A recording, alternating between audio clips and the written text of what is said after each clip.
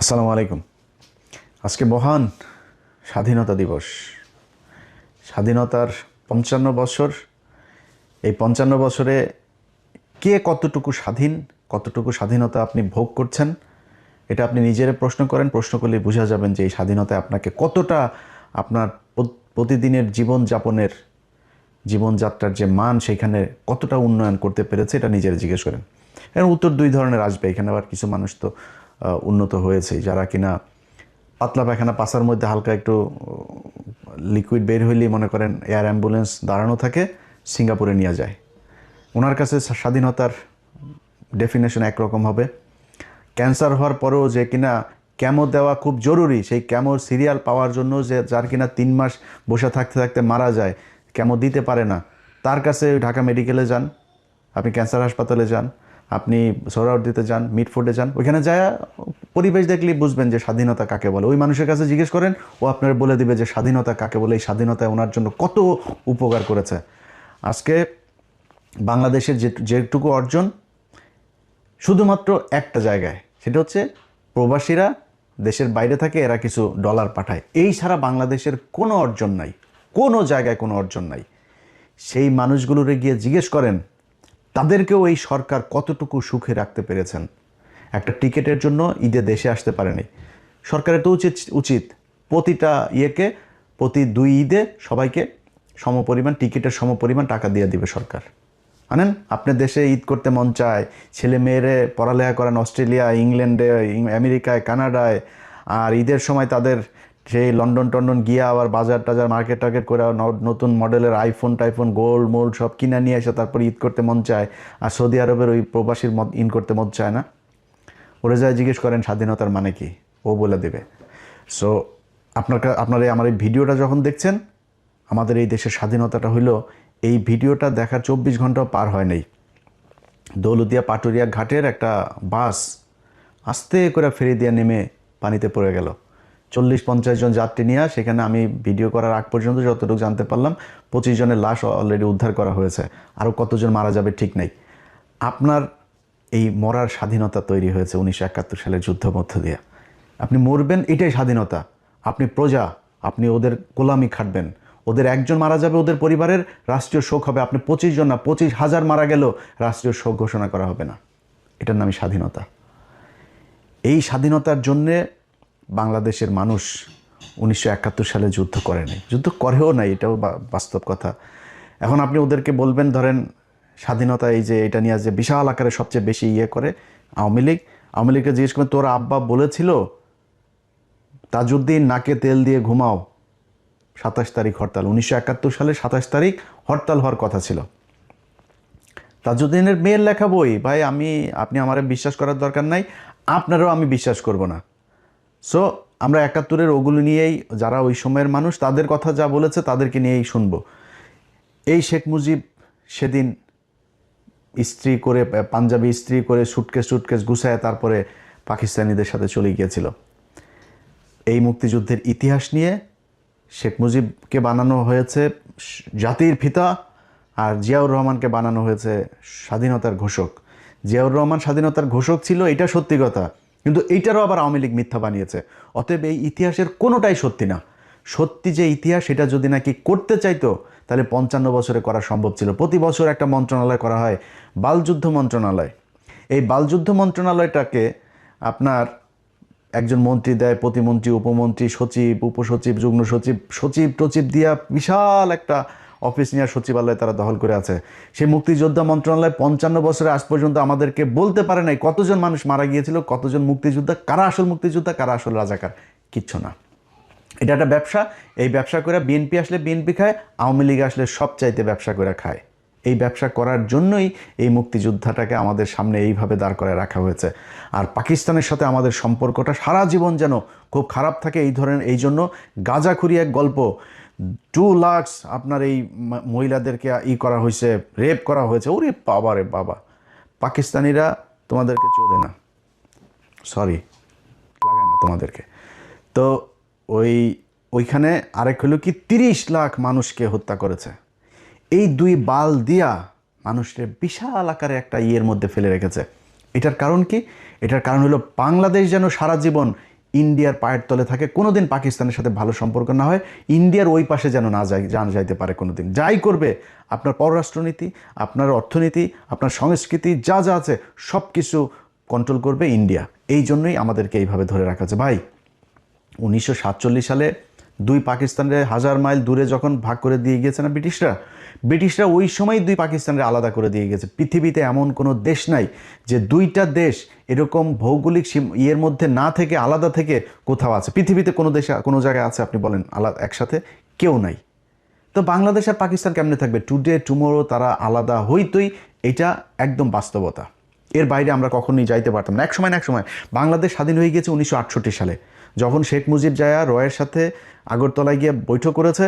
পাকিস্তানিরা দয়া করে ওরে মাফ করে দিয়ে, ওরা তো ওই সময় ঝুলাই দেওয়া দরকার ছিল, ওরে মাফ করে দিয়ে তারপরেও চেয়েছে একসাথে থাকতে। তারপরেও কন্টিনিউয়াসলি এই পাকিস্তানিদের সাথে যুদ্ধ, পাকিস্তানিদের লোকজনকে মারা, পাকিস্তানি মহিলাদেরকে রেপ করা। শেখ মুজিব আরে বেটা ইতিহাস পড়তে হইলে মানে নিয়ে তর্ক করতে হইলে কারোর সাথে তর্ক করবি কোনো বিষয় নিয়ে, ন্যূনতম জানবি তো। আমার যদি এখন মেডিকেল টার্ম নিয়ে কথা বলতে পারি, আমি তো টার্মের কোনো কিছুই জানি না। এখন তুই যদি ইতিহাস নিয়ে কথা বলতে চাস, মিনিমাম তোর আব্বা যে বই লিখে গিয়েছে তোরা দাবি করিস, এটার নাম কি? অসমাপ্ত আত্মজীবনী। তোর বাপের অসমাপ্ত আত্মজীবনীর মধ্যে দেখবি এই আদমজি জুট মিলের যে মাঠ, এই কলোনির মাঠের এইখানে একটা পুকুর আছে, সেই পুকুরের মধ্যে শেখ মুজিব বলছে কমপক্ষে 500 পাকিস্তানিদের লাশ এখানে হয়ে আছে, কমপক্ষে 500 এই পানির মধ্যে ভেসে আছে। এইভাবে পাকিস্তানিদের সাথে তিলে তিলে তিলে তিলে বাংলাদেশিদের করা হয়েছে। পাকিস্তানিরা আমাদের কিচ্ছু দেয় নাই, পাকিস্তানিরা আমাদেরকে সব জায়গায় শোষণ করে রেখেছে, পাকিস্তানিদের সাথে পাকিস্তানিরা আমাদেরকে দিয়ে কাজ করে সব নিয়ে গিয়েছে, এখানে কিচ্ছু করে নাই। বেটা পাকিস্তান গিয়েছে আজকে 55 বছর। এই 55 বছরে পাকিস্তান আদমজি জুট মিল দিয়ে গিয়েছে, আদমজি জুট মিল বন্ধ হয়েছে। নিউজ প্রিন্ট কাগজ মিল দিয়ে গিয়েছে, নিউজ প্রিন্ট কাগজ মিল বন্ধ হয়েছে। এই যে বিশ্ববিদ্যালয়গুলো, ঢাকা বিশ্ববিদ্যালয়ের বেশিরভাগ ফ্যাকাল্টিগুলো, ডিপার্টমেন্টগুলো পাকিস্তান করে দিয়ে গিয়েছে, বেশিরভাগ বিভাগ। রাজশাহী বিশ্ববিদ্যালয় পাকিস্তানের করা, রংপুর মেডিকেল এবং রংপুর বিশ্ববিদ্যালয়, সিলেট ওসমানী মেডিকেল পাকিস্তানের করা, ময়মনসিংহ মেডিকেল পাকিস্তানের করা, চিটাং মেডিকেল পাকিস্তানের করা, এই যে কমলাপুরটা পাকিস্তানের করা, এই যে সংসদ ভবনটা পাকিস্তানের করা। স্বাধীনতার অর্জনের মাত্র 2 বছর আগেও যখন খুব তিক্ত সম্পর্ক, তখনও পাকিস্তানিরা এখানে জাহাঙ্গীরনগর বিশ্ববিদ্যালয়টা করে গিয়েছে 1969 সালে। গুগলে সার্চ দিয়ে দেখ এই জাহাঙ্গীরনগর বিশ্ববিদ্যালয় কবে প্রতিষ্ঠিত হয়েছে। সবগুলো বিশ্ববিদ্যালয়তে সার্চ দিয়ে দেখ, দেখবি যে 23 বছরের বঞ্চনা গাঞ্ছনার ইতিহাস এগুলি শোনায় এই বালের কথা। এই পাকিস্তানিরা এই 23 বছরে এই জিনিসগুলো করে দিয়ে গিয়েছে। যদি না হইতো বালটাও হইতো না। 1974 সালে খালি এই চারুকলাটা হয়েছে, এর বাইরে আজ পর্যন্ত না হয়েছে কোনো নতুন বিশ্ববিদ্যালয়, না হয়েছে ফ্যাকাল্টি। এইটার নামই বাংলাদেশের স্বাধীনতা। এই বালের গান শোনায় ভাই আপনি বলবেন যে হ্যাঁ ওরা আমাদের শোষণ করার জন্য এখানে, এই জাহাঙ্গীরনগর বিশ্ববিদ্যালয় এখানে করেছে পাকিস্তানের লোক এসে পড়ার জন্য, তোর লোকেরা শিক্ষিত করার জন্য এগুলো বানিয়েছে, তারা করেছে এগুলো। এই যে পিজি হাসপাতালটা, এই পিজি হাসপাতাল, ঢাকা মেডিকেল হাসপাতাল ওইখানে দেখবি যে পাকিস্তানি ডাক্তারদের কি অবদান, কি করে গিয়েছে তারা এই হসপিটাল। এটা তো 500 বেডের ছিল এক সময়, পরে 1800 বেড। এগুলো কারা করেছে? এই পিজি হাসপাতালের বঙ্গবন্ধু বিশ্ববিদ্যালয় কারা করেছে? পাকিস্তানিরা করেছে। আজকে তাদের সাথে আমাদের বিশাল খারাপ সম্পর্ক। ভাই কোনো সমস্যা নেই, আমি এগুলো বলার মানে এটা না যে আমরা আবার পাকিস্তানিদের সাথে আলাদা হইতে চাই, আলাদা হওয়ার দরকার নাই। আমেরিকার সাথে জাপানের আজকে মধুর সম্পর্ক, দক্ষিণ কোরিয়ার মধুর সম্পর্ক, ভিয়েতনামের মধুর সম্পর্ক। ভাই তাদের সাথে যুদ্ধ হয় নাই। আজকে আফগানিস্তানের সাথে রাশিয়ার সম্পর্ক ভালো, একসময় এরা যুদ্ধ করে স্বাধীন হয়েছে ওদের কাছ থেকে, আমেরিকায় আফগানিস্তানকে সাহায্য করেছে। এটাই কৌশল। যার যখন যাকে দরকার হবে, এই ইরানের সাথে রাশিয়ার সম্পর্ক খারাপ ছিল না, তারা আজকে রাশিয়ার কাছ থেকে সব সুযোগ সুবিধা নিচ্ছে না। আমাদের এই সুযোগ সুবিধা যেন আমরা নিতে না পারি, ভারতকে যাতে আমরা ওভারটেক করে কোথাও যাইতে না পারি, এই জন্য এই ধরনের এই গাঁজাখুরি গল্প সব জিয়ে রাখা হয়েছে, যেন পাকিস্তানিদের সাথে আমরা কোনোভাবে কোনো সুযোগ সুবিধা, কোনো চুক্তি, কোনো কিছু করতে না পারি। ভাই পাকিস্তান আলাদা, আমরা আলাদা। আমি আমার কাজে পাকিস্তানকে কাজে লাগাবো, পাকিস্তান পাকিস্তানের কাজে আমাকে কাজে লাগাবে। এইভাবেই চলতে হবে। এখন যদি নাকি আপনি বলেন যে ভারতের সাথে আমাদের যে সম্পর্ক, ভারত হলো আমার ভাই, ভারত কয়েকদিন আগে আমাদের তেল দিয়েছে, তেল নাকি কার বলতে গেলে আবার মুখ খারাপ হয়ে যায়, বুঝছেন, আমি কন্ট্রোল করতে পারি না। ওদের কার নাকি কোন দিক দিয়ে নাকি তেল দিয়েছে। আরে ভারত এখন তেল না, ভারত এখন আরও অনেক কিছু দিতে পারে, কারণ ভারতের এখন চিপার মধ্যে আছে, যেই কারণে ভারত এখন আমাদেরকে কোনো না কোনোভাবে একটা করতে হবে। কিন্তু ভারতের আসল চেহারা কি সেটা বুঝবি, সেটা বুঝতে হলে চল একজন একটু বক্তব্য শুনি তোদের ভারতের আব্বার। ভারত আর হাত গুটিয়ে বসে থাকতে রাজি নয়। তারেক রহমানের দেশে ফেরা এবং প্রধানমন্ত্রী হওয়ার নেপথ্যে ভারতের একটি বড় পরিকল্পনা ছিল, আগেই বলেছি। কথা ছিল আওয়ামী লীগের বিরুদ্ধে কোনো প্রতিশোধমূলক রাজনীতি হবে না এবং উগ্র মৌলবাদী শক্তি বিশেষ করে জামাতের প্রভাব নিয়ন্ত্রণ করা হবে। কিন্তু প্রধানমন্ত্রী হওয়ার পর থেকেই তারেক রহমানের ভোল বদল শুরু হয়েছে। ভারতের দেয়া সেই প্রতিশ্রুতির কোনো প্রতিফলন এখন আর তার কাজে দেখা যাচ্ছে না। তিনি জামাতকে মন্ত্রিসভায় জায়গা দেওয়ার কথা ভাবছেন এবং আওয়ামী লীগের ওপর রাজনৈতিক নিষেধাজ্ঞা ও আইসিটি ট্রাইব্যুনালে খড়গ বহাল রেখেছেন, বরং চিঠি দিচ্ছেন আইসিটির রায়ের প্রেক্ষিতে শেখ হাসিনা এবং আসাদুজ্জামান খান কামালকে যাতে তাড়াতাড়ি বাংলাদেশে প্রত্যর্পণ করা হয়। দিল্লির কূটনীতিকদের মতে এটি ভারতের সাথে করা বড় ধরনের কথা খেলাপি বা বিশ্বাসঘাতকতা। আওয়ামী লীগের ওপর থেকে নিষেধাজ্ঞার খাড়া তোলার কথা আর উঠছেই না। শেখ হাসিনাকে ফাঁসিতে ঝোলাবার জন্য উল্টে ভারতের কাছে ইউনুস জমানাচ্ছে কড়া চিঠি দিয়ে প্রত্যর্পণ দাবি করছে তারেক রহমান সরকার। এসব কিসের লক্ষণ? এই সব কিছুই কি সেই পুরনো বিশ্বাসঘাতকতার নতুন সংস্করণ নয়? এটা ঠিক, তারেক রহমান সরকারের বয়স সবে 1 মাস। এর মধ্যে চরম সিদ্ধান্ত নেয়নি ভারত, তবে ঘরপোড়া গরু সিঁদুরে মেঘ দেখে ভয় পায়। তারেক সরকারের কাজকর্মে সেই সিঁদুরে মেঘের লক্ষণ কিন্তু স্পষ্ট ফুটে উঠছে। আওয়ামী লীগ নেতাদের জেল মুক্তির কোনো খবর নেই। যারা মুক্ত হচ্ছেন বিচার বিভাগের নির্দেশে নতুন মামলা দিয়ে তাদের আবার ঢুকিয়ে দেওয়া হচ্ছে জেলে। এই যদি বিএনপির গণতন্ত্র রক্ষার আসল ছবি হয় তাহলে সন্দেহ জাগেই। আর ঠিক এই কারণেই হয়তো এবার ভারত আর কোনো বিশেষ দূতের অপেক্ষা না করে অজিত ডোভালের মাধ্যমে সরাসরি 1 মাসের ডেডলাইন দিয়ে দিয়েছে। ভারত তার সাথে কথাবার্তা বলে শুধু কয়েকটি শর্তে কয়েকটি বিষয়ে কেবল একমত হয়েছিল, কথা নিয়েছিল তারেক রহমানের কাছ থেকে। তাদের মধ্যে 1, ভারতের উত্তর পূর্বাঞ্চলের বিচ্ছিন্নতাবাদীদের যেন বাংলাদেশের মাটি ব্যবহার করতে দেয়া না হয়। 2, দেশে ইনক্লুসিভ রাজনীতি যেন ফিরিয়ে আনা হয়, অর্থাৎ আওয়ামী লীগকে সরকারি নিষেধাজ্ঞা থেকে মুক্ত করা যেন হয় এবং একই সঙ্গে ক্রাইম ট্রাইব্যুনালের অন্যায্য অবৈধ বিচারকে আইন বিরুদ্ধ বলে ঘোষণা করে সেই বিচারকে বাতিল করা। এবং 3, সরকারে কোনোভাবেই চরমপন্থী বা মৌলবাদী শক্তির যেমন জামায়াতের সরাসরি অংশগ্রহণ থাকবে না। ভারতের এই 3 শর্তে সহমত হলে তারেক দেশে ফেরেন এবং ভারত সব রকমের সহযোগিতা দিয়ে তারেকের জয়ের পথ প্রশস্ত করে। কিন্তু প্রধানমন্ত্রী হওয়ার পর তারেক রহমান কি সেই 2004 সালের মতোই ভারতের বিশ্বাস ভাঙতে চলেছেন? ভবিষ্যতের পথ নিষ্কণ্টক রাখতে শেখ হাসিনার দেশে ফেরা বন্ধ করো, মৃত্যুদণ্ড বহাল রাখো, আওয়ামী লীগকে নিষিদ্ধ রেখে দাও, রাজনীতিতে যেন ফিরতে না পারে আওয়ামী লীগ, যাতে আমেরিকার দালালি করবার জন্য বাংলাদেশ অনন্তকাল তৈরি হতে পারে। দিল্লির রণমূর্তি এই কারণেই, এই জন্যই অজিত ডোভালের চরম বার্তা। কেননা পরিস্থিতি আবার সেই 2004-এর দিকে চলেছে। এই পরিস্থিতিতে ভারত আর হাত গুটিয়ে বসে থাকতে রাজি নয়। নির্ভরযোগ্য সূত্রের খবর অনুযায়ী সেখানে ডোভাল সাহেব কোনো কূটনৈতিক মারপ্যাচ নয়, বরং সরাসরি টাইম বাউন্ড হুঁশিয়ারি দিয়েছেন বাংলাদেশের ডিজিএফআই কে সামনে বসিয়ে। কি ছিল সেই হুঁশিয়ারিতে? 1, আগামী 1 মাসের মধ্যে আওয়ামী লীগের উপর থেকে সমস্ত রাজনৈতিক নিষেধাজ্ঞা তুলে নিতে হবে। 2, আইসিটি অধ্যাদেশ এবং তার অধীনে দেওয়া সমস্ত সাজা ও শেখ হাসিনার মৃত্যুদণ্ডের নির্দেশ বাতিল করতে হবে। 3, যদি এই 1 মাসের মধ্যে কোনো কার্যকর পদক্ষেপ না নেওয়া হয় তবে ভারত তার নিজের স্বার্থ, তার জাতীয় স্বার্থ রক্ষায় যে ব্যবস্থা উপযুক্ত মনে করবে সেই ব্যবস্থা নিতে বাধ্য হবে। এই হুঁশিয়ারি শুধু কথার কথা নয়।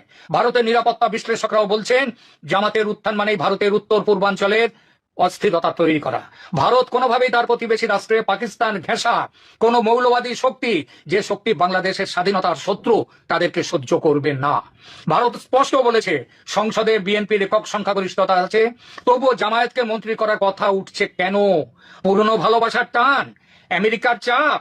বাংলাদেশ যেন মনে রাখে আমেরিকার সমস্ত হুমকি উড়িয়ে দিয়ে 71-এ ভারতের ফৌজ স্বাধীন করেছিল বাংলাদেশকে। আজ দরকার হলে ভারতের ফৌজ উপযুক্ত ব্যবস্থা নিতে এবারও পিছিয়ে আসবে না। এই হলো ভারতের বন্ধুত্ব।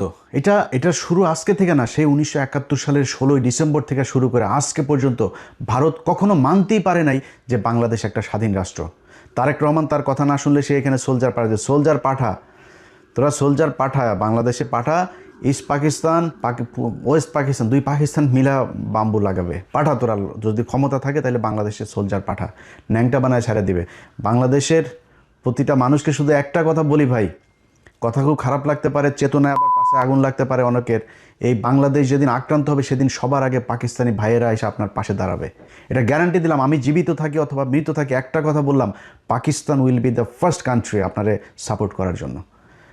অতএব পাকিস্তানের সাথে ভাই আমাদের কৌশলগত ভালো সম্পর্ক থাকতে হবে, তাদের সাথে আমাদের অস্ত্রের চুক্তি থাকতে হবে, মিলিটারি চুক্তি থাকতে হবে, বাণিজ্যিক চুক্তি থাকতে হবে, পাকিস্তানের সাথে সব ধরনের চুক্তি থাকতে হবে। যদি না হয় তাহলে এরা সারা জীবন আমাকে এইভাবে এই ধরনেরই করে যাবে। তারেক রহমান যেই কথাগুলো আমরা এর আগে আনন্দবাজারেও শুনেছি, এই ব্যক্তিও যেই কথাগুলো বললো, আপনি চুক্তি করে এসেছেন, যদি কৌশল হয়ে থাকে 111-এ খালেদা জিয়াকে অফার দেওয়া হয়েছে, খালেদা জিয়া বলেছে না আমি 111-এর এদের কোনো কিছু বৈধতা দিব না, পরে শেখ হাসিনাকে বৈধতা, এই প্রণব মুখার্জি তার বইতে লিখেছেন। তো আমরা ধরে নিলাম আপনি কৌশল করেই তারপরে তাদের সাথে মিলেমিশে এসেছেন, এবং আমরা এখনও পর্যন্ত, আমি আমার কথা বলি, আমি কিন্তু এখন পর্যন্ত আপনার প্রতি আমার যথেষ্ট সম্মান আছে তারেক রহমান। আপনার কিছু বিষয় আমি জানি, যে বিষয়গুলোর কারণে আমার বিশ্বাস যে আপনি কোনোদিন শেখ হাসিনা হবে না, জিয়া পরিবার কখনো শেখ পরিবার হবে না, এই বিশ্বাসটা আমার আছে। এবং আপনি ঠিক সময় মতো, বিশেষ করে গত 2 দিনে জেনারেল মাসুদ এবং জেনারেল ওর আরেকজন কি মামুন খালেদ, দুইজনকে ধরার পরে আমার ভেতরে সেই বিশ্বাসটা আরও বেশি জন্মেছে যে আপনি এক এক করে সব কটাকে ধরবেন। এবং আপনারা একটা জিনিস বলে রাখি, তারেক রহমান, পৃথিবীতে কেউ সারা জীবন বাঁচে না, আপনাকে যেতে হবে, আমাকেও যেতে হবে। যদি সারা জীবন মানুষের মনে থাকতে চান আপনার বাবার মতো, তাহলে শুধু একটা কথা বলবো যে কিচ্ছু করার দরকার নেই ভাই। আপনি দুর্নীতি করেন, টাকা পয়সা নিয়ে লন্ডনে পাঠান, আপনি আবারও এই আওয়ামী লীগের মতো করে এই প্রচুর টাকা পয়সা নেন, কোনো সমস্যা নেই ভাই। খালি ইন্ডিয়ার বিরুদ্ধে আমাদের একটা জায়গায় দাঁড় করায় দেওয়া যাবেন, যেটা আমরা ইউনুসের কাছে চেয়েছিলাম, ইউনুস করে নাই। আপনার কাছে আমাদের প্রত্যাশা থাকবে এই কাজটা খালি করে দেন। আপনার যে কোনো বিপদে, এই দেশের যে কোনো বিপদে বাংলাদেশের 18 কোটি মানুষ এক হয়ে আপনার পাশে দাঁড়াবে। ভারতে আসতে দেন, দেখি ওরা আমাদেরকে কি করে নিয়ে যায়। খালি আমাদের কিচ্ছু লাগবে না ভাই, আমাদের খালি আপনার এই আকাশ নিরাপত্তা ব্যবস্থাটা আমাদের করেন, যাতে আমরা আমাদের ইন্টারসেপশনের এই কাজগুলো যাতে আমরা খুব ভালোভাবে করতে পারি। ওদের আকাশ দিয়ে যদি ওরা আমাদের কিছু করতে না পারে, ওরা মাটিতে নামে আমাদের কিছু করতে পারবে না। সারা জীবন যুদ্ধ করলেও ইন্ডিয়ানরা আমাদের সাথে যুদ্ধ করে পারবে না, এই সাহস ওদের নাই। আর সেই সাথে আমাদের যা লাগে, অস্ত্র লাগে, যা লাগে, সেটা ভাই আপনাদের মানে এই আল্লাহকে সাক্ষী রেখে বললাম, যদি পাকিস্তান সবার আগে আপনার পাশে না দাঁড়ায় আসা, আমি যদি জীবিত থাকি সেদিন আমার জুতার গলা নিয়ে আপনাদের সামনে আসা হাজির হব। অতএব এরা যেই হুমকি ধমকি যা দিচ্ছে, আপনি এটাতে বিচলিত না হয়ে ওদের সাথে আপনাকে চোখে চোখ রেখে একটা পর্যায়ে গিয়ে কথা বলতে হবে। আপনার যতটুকু কৌশল অবলম্বন করা দরকার আপনি করেন, কোনো সমস্যা নাই।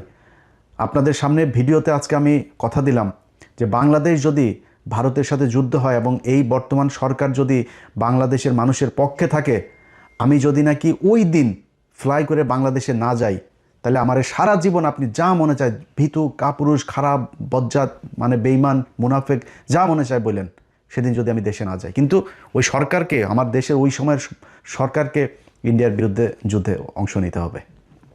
অতএব আপনার এই ভারত যে হুমকি আপনাকে দিয়েছে, এইটাতে আপনি তোয়াক্কা না করে আপনি বাংলাদেশের মানুষের যে চাওয়া পাওয়া, বাংলাদেশের মানুষ, প্রতিটা মানুষ এক একজন সোলজার, যদি প্রয়োজন হয় আমাদেরকে প্রশিক্ষণ দেন, যা প্রয়োজন, যত টাকার, আমরা না খেয়ে বাংলাদেশের মানুষ ঘরের থালা বাটি বিক্রি করে আপনাকে টাকা দিবে, কত টাকা, কত ডলার লাগবে, কি অস্ত্র কিনতে হবে, আপনি সেগুলো কিনে এই দেশের মানুষের নিরাপত্তার ব্যবস্থা করেন। বিশেষ করে এই আপনার ইন্টারসেপ্টরের যে এইটাকে আপনাদের করতে হবে, কারণ তাদের যেহেতু যুদ্ধ বিমান, তাদের মিসাইল আছে, তাদের ড্রোন আছে, সো এই জিনিসগুলোর জন্য কি করা দরকার সেটা যার সাথে চুক্তি করতে হয়, পাকিস্তানের সাথে করতে হোক, চীনের সাথে করতে হোক, তুরস্কের সাথে করতে হোক, আমেরিকার সাথে করতে হোক, রাশিয়ার সাথে করতে হোক, যার সাথে মনে চায় করেন, করে আমাদের এই নিরাপত্তার ব্যবস্থা করেন। মাটিতে নেমে যখন ওরা যুদ্ধে নামতে আসবে, ওইটার সাথে বাংলাদেশের মানুষ ফাইট করবে, সেটার জন্য আমাদের প্রশিক্ষণ দেন, যা প্রয়োজন সেটা করেন। এই দেশের মানুষ জীবন দেওয়ার জন্য প্রস্তুত। আমরা অন্তত গত 15 বছরে এরকম একটা প্রজন্ম তৈরি করেছে, যে প্রজন্মটা এই দেশে ভারতের বিরুদ্ধে যুদ্ধ করে শহীদ হওয়ার জন্য মুখিয়ে আছে। কে বিএনপি করে, কে জামাত করে, কে কোন দল করে, চরমনাই করে না কি করে, ইন্ডিয়ার প্রশ্নে সবাই এক। অতএব আপনি সেটা করেন। আমাদের কিছু কিছু মানুষজন আছে যারা এখনও পর্যন্ত পাকিস্তানের সাথে আমাদেরকে একটা দ্বন্দ্ব বাধায় রাখার জন্য একটাই করে, ভাই 26শে মার্চ আমরা স্বাধীনতা দিবস, ওকে 16ই ডিসেম্বর ইন্ডিয়া তাদের কাছ থেকে লিখে নিয়ে গিয়েছে, আমাদের কারো আসতে দেন, ওকে, তারপরে ভাই আলাদা হয়ে গিয়েছে, দ্যাটস এনাফ, এটা ওভার, এখন আমরা দিনগুলো পালন করব, ঠিক আছে, গুতাগুতির দরকার নাই। তো পাকিস্তানের গুতায় কি পাকিস্তানের কাছ থেকে আপনি টাকা নিতে পারবেন? পাকিস্তান আপনার এখানে না আসলে পাকিস্তানের কী হবে? পাকিস্তানের ল্যান্ডের অভাব আছে? আমার মেয়ে 1,44,000 বর্গ কিলোমিটার, ওর 6,80,000 না কত হাজার বর্গ, আমার চাইতে এরকম 5টা রাষ্ট্রের মতো একটা দেশ, মানুষ আমাদের চেয়েও কম, তো ওদের আমাদের জায়গা দরকার আছে নাকি? আমার এখানে আছে কি? আছে কিছু বাংলাদেশে। এখন ওরা আমাদেরকে এই কিছু মানুষজন আছে যেগুলো এই দ্বন্দ্ব বাধায় রাখার জন্য ইচ্ছাকৃতভাবে, দেখেন সবশেষ খেলাটার কথা বলে আপনাদের শেষ করি। সবশেষ খেলার ক্রিকেট খেলাটায় বাংলাদেশ 3টা ম্যাচ খেললো। 3টা ম্যাচের মধ্যে প্রথম ম্যাচে আপনার মেহেদী হাসান মিরাজ, সালমান আগা তাকে আউট করলো। দেখেন এই পাকিস্তান মাত্র কয়দিন আগে ভারতের সাথে যখন বাংলাদেশ খেলতে যাবে না ভারতে, একমাত্র পাকিস্তান এসে আমাদের পাশে দাঁড়াইলো, আর কেউ দাঁড়ায় নাই। অনেকে বলে হ্যাঁ পাকিস্তান তো পরে খেললো, এই পাকিস্তান বলে লাভ হইলো কি, শুধুই ফাঁকা আওয়াজ দিল। আরে বেটা, ফাঁকা আওয়াজ তোর কোনো বাপ দিয়েছে? পাকিস্তান দিয়েছে। ওইটা দেওয়াতে লাভ হয়েছে না লোকসান হয়েছে সেটা বিসিবির এই যায় জিজ্ঞেস কর, তারপরে জানতে পারবি। পাকিস্তান তো দাঁড়াইছে ভাই, আমার পক্ষে কথা তো বলছে তারা। এরপর তারা সিরিজ খেলতে আসলো আমাদের এখানে।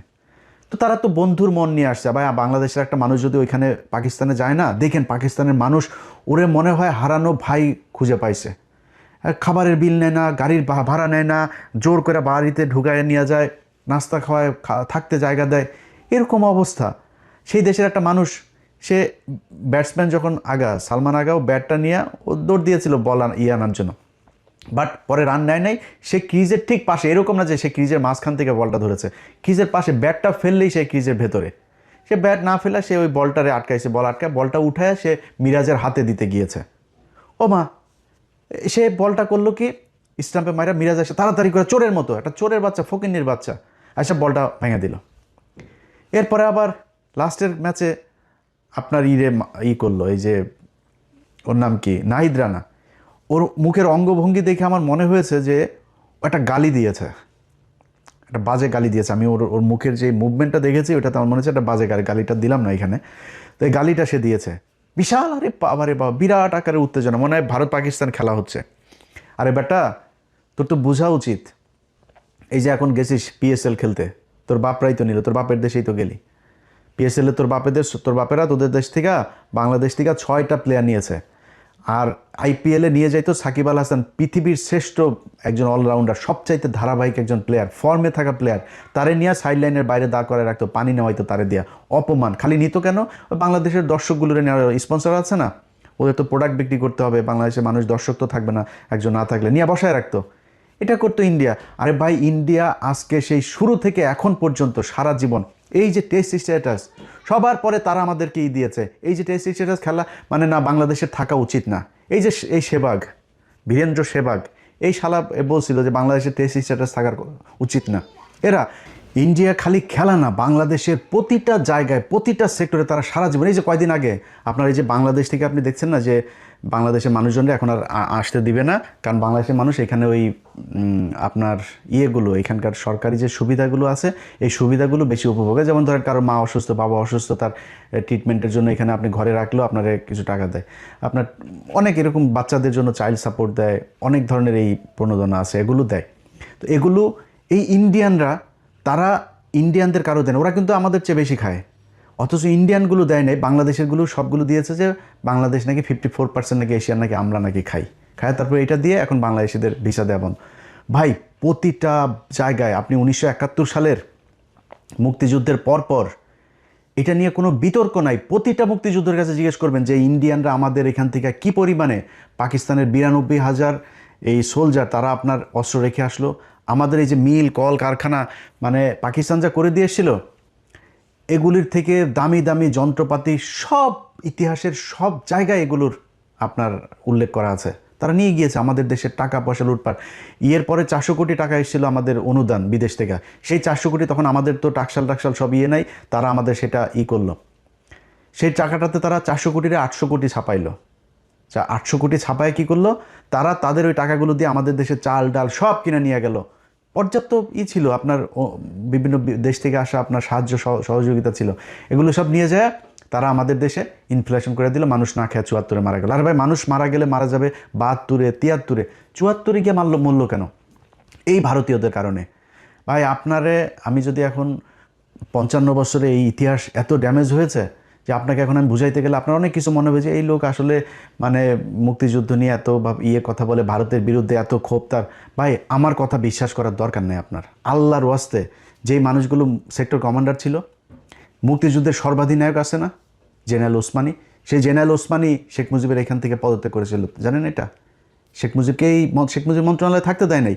এই যে তাজউদ্দিন আহমেদ, তার অবর্তমানে সে প্রধানমন্ত্রী ছিল না, এই তাজউদ্দিন আহমেদের শেখ মুজিব বহিষ্কার করেছে, বাধ্য হয়েছে তারা করতে।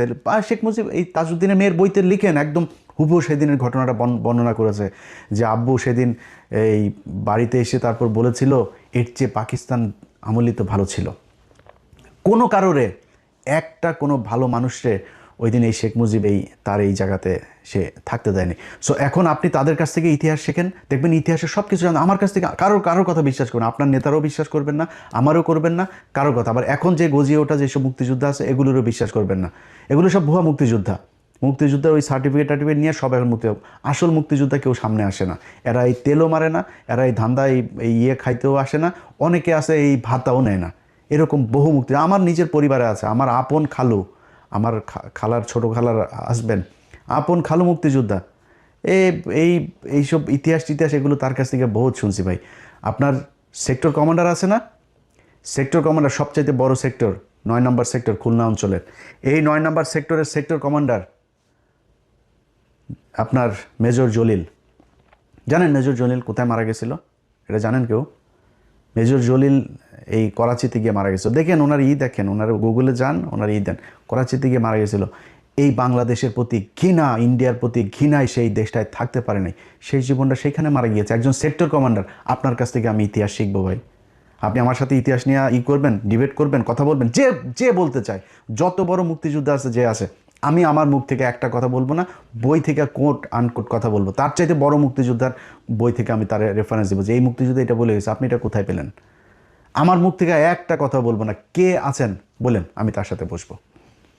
অতএব এই মুক্তিযুদ্ধ নিয়ে ভাই আমাদের দেশের যে 2 লাখ মা বোনকে পাকিস্তানিরা লাগাইছে, বাল ফলাইছে, 30 লক্ষ মানুষকে পাকিস্তানিরা মেরে থয়ে গিয়েছে ভাই। এই ভোগাস কথাবার্তা 55 বছর হয়েছে মুক্তিযুদ্ধ মন্ত্রণালয়ের, বলেন না কেন ঠিক করতে? জীবনও করবে না, কারণ সব মিথ্যা কথা। পাকিস্তানিরা কাউকে রেপ করে নাই, পাকিস্তানিরা কোনো মুসলমানকে হত্যা করে নাই। এই যে কয়দিন আগে আমেরিকাতে দেখছেন না 2 কংগ্রেসম্যান সব এই কারণেই। হ্যাঁ, হিন্দুদের সাথে যুদ্ধ হয়েছে, ভারতের সাথে পাকিস্তানের যুদ্ধ হয়েছে, হিন্দুরা তো এই দেশে গণহত্যা চালিয়েছে, গণধর্ষণ চালিয়েছে। তো এখন কি বলবেন এগুলোরও নিয়ে? এই যে 3 লাখ, 30 লাখ, 2 লাখ এগুলোর করেন না কেন? আমরা তো চাই কারা কারা ধর্ষিত হয়েছে, কাদের কাদের পাকিস্তানের পয়দা হয়েছে, আমরা এটা দেখতে চাই। দেখান, বলেন, আপনাদের তালিকা নাই কেন? আপনারা এখনও করেন না কেন? যে মারা গিয়েছে তার তো আর মান সম্মান নাই, খুঁজে বার করেন দেখি। মুক্তিযোদ্ধা তো এখনও জীবিত আছে, খোঁজ নেন। নাম বলার দরকার নাই, কোনো নারীর নামও বলার দরকার নেই, এমনিতে আপনি সংখ্যাটা আমাদের জানান দেখি কোথায় কে করছে এইসব ভগাস কথাবার্তা। ভাই আমার পাকিস্তানের সাথে আমি একও হব না, আবার পাকিস্তানের সাথে আমাদের মানে কোনো কিছু দিয়াও সম্পর্ক করার দরকার নেই। পাকিস্তানে আমার ভাই, আমি পাকিস্তানের ভাই, পাকিস্তান আর আমি, এই ভারত যতবার হুমকি দিবে ততবার পাকিস্তানের সাথে মিলে আমাদেরকে ভারতকে প্রতিহত করতে হবে সব দিক থেকে। ওর 7 সিস্টার থেকে শুরু করে খালিস্তান, ওইদিকে পাঞ্জাব, ওইদিকে কাশ্মীর, সবখানে পাকিস্তান বাংলাদেশ মিলে একসাথে ওদেরকে ধরতে হবে। এইটা যেদিন ঠিক করতে পারবেন, এই বাংলাদেশে কোনো সমস্যা থাকবে না। এই দেশের একটা উৎপাদন করতে, একটা মোটরসাইকেল উৎপাদন করতে যাবেন, ভারতের সমস্যা। একটা আপনার ওই আলু আরেক দেশ থেকে আনতে যাবেন, তাদের সমস্যা। আপনি আপনার ওই করিডোর ইউজ করতে চাবেন, ভুটানে নেপালে একটা জিনিস পাঠাইতে সে দিবেন না, আপনার কিন্তু সব কিছু সে ব্যবহার করবে। সো এই বন্ধুত্ব তো আমার দরকার নাই ভাই। বন্ধুত্ব আমার সেই হবে যে আমার বিপদে পাশে থাকবে।